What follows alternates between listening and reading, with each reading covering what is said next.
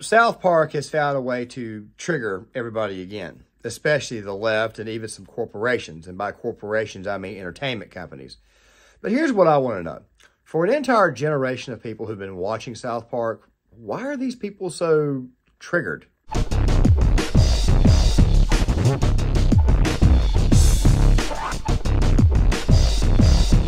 Guys, this video right here is going to be a kind of one of those not only reporting on the issue video, but I'm also going to be giving you guys some updates. There's a video that I've already got posted for today that's going to be coming out at 3. I'm going to be moving it to 4, where there's a couple of updates at the very end. But even though that video has got the updates at the very end, I'm going to be kind of redoing that in this video here to kind of give it a little bit more expansive, because I just figured I would toss it out there. Of course, Tuesday I was not able to post, but I'll talk more about that at the end of the video.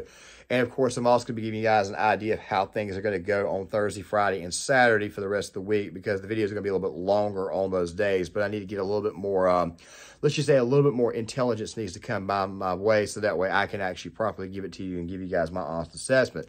With that right there being said, let's go ahead and dive into this. So South Park has been around since 1997. Matt Stone and Trey Parker, there's not a single issue that they have not made fun of or parodied. And quite frankly, if you're someone like myself who grew up on South Park, staying up past my bedtime to watch it at 10 a.m. in 1997, 98, and 99, of course, I stopped watching it in season 4 because I kind of grew up a little bit and then kind of gravitated back towards it when I was in the military. South Park has always been funny, in my opinion. As a matter of fact, there are 2 television shows that kind of predicted everything that's going on today. The Simpsons is one, but of course, South Park, they predicted all the absurdities. Now, really quick, before I really and truly cover this issue, I need to give the audience that does not watch South Park an idea of exactly how South Park does things. There's a video that was made by a guy, I think just an observation, that perfectly explained this, because they were trying to contrast it with Family Guy. Now, really quick, I've never liked Family Guy. I've never thought Seth MacFarlane was funny. I know a lot of people are probably going to cut the video off right now, but I want to go ahead and give you guys my opinion right now. Matt Stone and Trey Parker are not some base conservatives, but what they have always been is that they've always been willing to make fun of both sides of the aisle, and they do it with absolute pure hilarity. It's always been good. Every issue that they've ever touched has always found a way to make me laugh somehow, even if it's making fun of my own. And I'll give you some examples of this in this video. But here's the deal. Right now, Disney is upset, and they're about to file legal action on South Park because they're going to be making fun of Marvel and Lucasfilm, which South Park has kind of always made fun of Marvel and Lucasfilm. They also have a lawsuit stemming back from Discovery, but the thing about South Park is this here. South Park is a show, like I said before, that goes after everybody. The amount of absurdities. South Park's comedic style is to simply create a situation and then laugh at all the absurdities, or get all the comedic points from, or they get all their comedy, what I meant to say is they get all their comedy from all the absurd outcomes that could happen as a result of this. One of my favorite episodes is the one where Chef went nanners. Chef, of course, he got upset because the town chose to, well, it was a debate about the flag. What they were doing was they were making fun of the statue people, the people who want statues removed, flags changed, all that stuff there. And, of course, Chef went a little bit crazy. It's an absolutely hilarious episode, one of their more classic episodes. I think it was in season 5, maybe even season 4. But the thing about it is this right here. The episode was about the South Park flag being a bunch of white guys hanging a guy of color. So Chef obviously went on the warpath, and there's this funny scene where he said, out of protest, I'm going to burn myself or light myself on fire, only to turn it back around and show you that he's not lighting himself on fire, but he's lighting somebody else on fire, somebody who's Asian. That's an idea of how their comedy works. It's a little bit sick, it's a little bit twisted, but by the way they do it, it always comes off as extremely comedic. So when people are triggered over this so-called Panderverse, it makes me wonder exactly how far we've gone as far as our overall mental toughness. People don't seem to have any form of toughness at all. And I think it's really hypocritical, especially given the fact that this current generation of progressive lefties also watch South Park too, but yet because they want to be woke, now they're completely against it. Now, guys, Paramount Plus is really bad for copyright stuff. So I'm going to be rolling this right here, but there's going to be some blotches, some photos in there to kind of cover things up. It's only about 20 seconds, but let me give you an idea of exactly what South Park has decided to create with the Panderverse. Let's go ahead and roll this. Like I said, there's going to be some headers in it. It's going to look a little bit blotchy to avoid copyright, but please bear with me. All your favorite South Park characters. There's Cartman. I had explosive diarrhea all night. Stan. Dude, school is going to be so awesome today. Butters! Oh, hamburgers. And oh my God, they killed Kenny! I like big boobs. How does this even make any sense? It makes perfect sense. I think the problem is you. Basically turning Cartman into a black woman, basically turning Kenny into a hot young girl who apparently is also a bit of a, let's just say that she's gay. Pretty much changing Butters, turning him black and blonde, and then at the same time doing what they did to Stan. This right here is the type of thing that South Park would actually do. As a matter of fact, I actually think, considering Matt Stone and Trey Parker's previous work, it's actually kind of weak. Especially given the fact that they brought in PC Principal to make fun of wokes, to make fun of political correctness, to show you exactly how bad it is. Now, like I said before, these guys are not base conservatives. As a matter of fact, they're not religious at all. But yet they've also attacked every single religion out there, and they've done it with comedic, with pure comedy. There are times when they have made fun of my religion, which is Christianity, where I've actually left, it's actually somewhat true. But then again, I've also gotten upset and said, no, it's not. They've also gone, but still at the same time, even though I disagree with it, it was still funny. Let me go ahead and break this down to you guys, especially when it comes to comedy, because the leftists seem to have lost this. You see, back in the old day, the left was actually the ones that were they were actually the funny ones. Now they've gotten extremely serious, and of course, they're no longer funny. Dave Chappelle is a great example of somebody who who actually bucked the leftist trends, because Dave is not exactly some base conservative, but Dave, of course, has bucked all the wokeness. Kevin Hart, on the other hand, we're waiting for a full capitulation. But, of course, at the exact same time, comedy is designed to be subjective, and wokeness, quite frankly, is not funny. It ruins everything. I think, what was her name? Hannah Gadsby, that girl there. I mean, that's some of the most unfunny crap I've ever heard in my life. I think I watched, 2 of her specials just to see exactly what it is that the wokes find funny about it. All it is just lectures is all it is. Nobody wants to be lectured to. When you watch comedy, you obviously want to be entertained, and South Park, of course, is going out their way to make fun of the wokes with the Panderverse. Now, I will admit that the quality of the show has gone downhill, but still at the end of the day, they always find a way to make fun of things and make it, quite frankly, they find a way to make anything funny at all. Another one of my favorite episodes is the one where Rob Reiner decided to launch his crusade at the tobacco company. And as a smoker myself, you think that I would probably enjoy tobacco products, which I'm kind of addicted to, and I'm trying to quit. The thing about it is that he was trying to say, look, you guys need to kind of leave people alone, kind of let them do their own devices. The warning is actually on the label. They actually made a very, very reasonable case why the tobacco company probably should not be attacked, even though obviously people want to attack the tobacco company, when in reality what the hell is really going on is we tobacco users, we did it to ourselves by picking up the product. That's basically what they were trying to land with that episode. Of course, is upset about the fact that South Park is going to be poking at Marvel.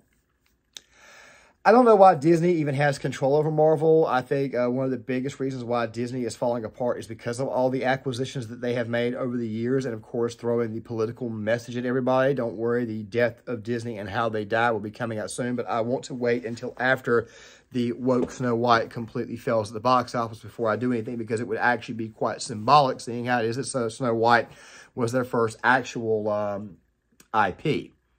But still, at the same time, this isn't the first time that Disney has done this. They sued over the Mickey Mouse thing.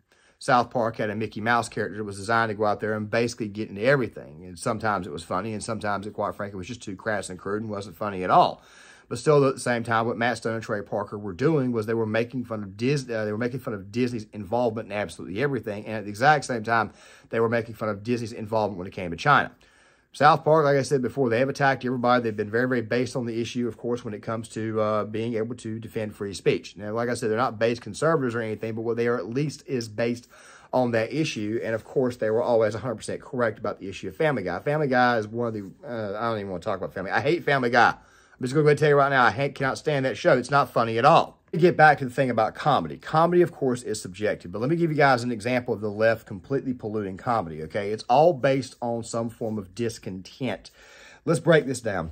Back in 2016, we had a very, very contentious election. People were voting for either Donald Trump, or people were voting for Hillary Clinton. Some people were voting for Gary Johnson. Some people were supporting Jill Stein. Some people supported Spotted Eagle and Evan McMullin. One of those people who supported Evan McMullin was Matt Walsh, so don't be fooled by him. He's also controlled Oppo as well, not just Ben Shapiro. But the thing is this right here.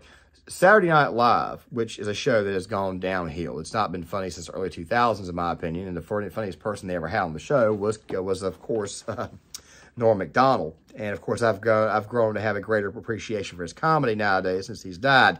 Of course, rest in peace. But the thing is this right here. When they mocked Donald Trump, a lot of Trump supporters were laughing at the joke because they had the right person to impersonate Donald Trump, Daryl Hammond. People forget Daryl Hammond was actually the original Trump impersonator on the show going into the 2000 election cycle.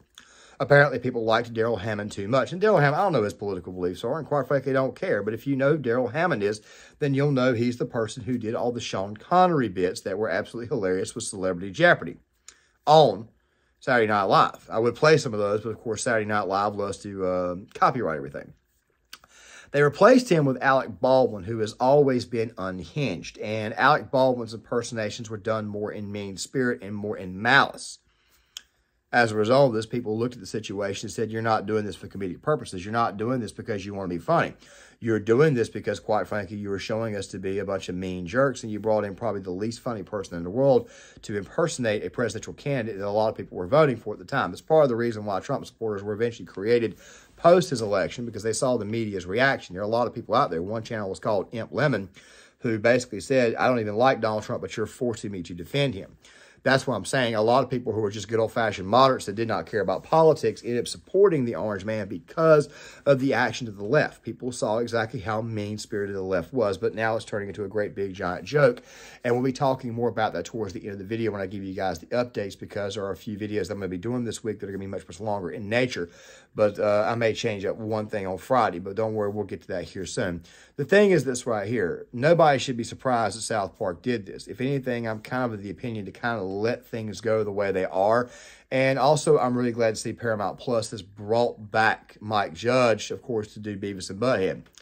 Beavis and Butthead was also a cartoon that, quite frankly, that has been completely overlooked. But now King of the Hill is also coming back as well. So you're about to see a lot more content that's just going to make fun of the wokes. It's going to be absolutely hilarious to watch the meltdowns in 2024 when these companies do things that, quite frankly, they don't approve of. South Park has got a history of this. They went after Tom Cruise, said he was in the closet. They were making fun of him, assessing that he was gay. That was the assertion.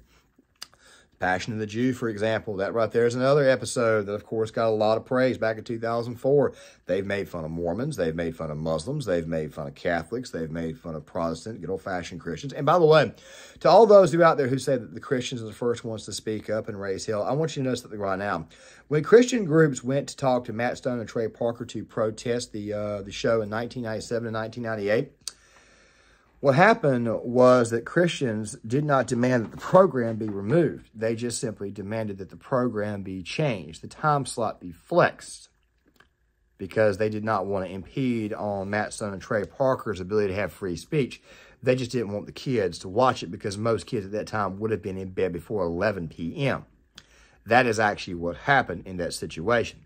They did not demand that the show be removed. The initial reaction was to say that they demanded that the show be removed. But, of course, after a while, when cooler heads began to prevail, people began to think much, much clearly and say, you know what, there's a way around this. We don't want to end these guys' lives or their abilities to end money. So there's a way around this. Most kids are in bed before 10:30, 11 o'clock. Why not just move it to like 11 or 12 o'clock at night? And that's ultimately what eventually happened. Fact of the matter is, all this hoopla over the South Park Panderverse is just a bunch of BS. I showed you guys some B-roll footage of them making fun of the whole, let's just say, women's sports issue. And, of course, they use an avatar of Macho Man Randy Savage to do this. But they kind of predicted everything that's going on. So I think looking back on it, South Park, quite frankly, was absolutely monumental in what we are seeing today. With that rather being said, guys, let me go ahead and get to these updates and kind of explain how things are going to be going and what to look out for here real soon. I love to give you guys these updates at least once or twice a month. The reason why is because, I mean, there's some times where I've got to take care of some things and things don't work out the way I wanted them, but don't worry, we'll be explaining that now. Final third of the year, or the final fourth of the year, October through Christmas is kind of a wonky time frame for me, even though the news cycle kind of picks up right before Christmas, and I understand we're talking about Christmas in the month of October. The reason why I mention this is because I've been telling you guys for a while that we'll be switching most of this content over to, let's just say, video essay format coming next year. The reason why, of course, is because it gives you guys much more longer, more detailed explanations. Most of my videos are done off the cuff, and I just write down the talking points and kind of go off them and kind of memorize them before everything starts. Now, what I wanted to give you guys a bit of a heads up on was how this week is going to go. It's kind of a taste of what you're going to see next year. But of course, there won't be any essay type format, but mostly longer form reaction, because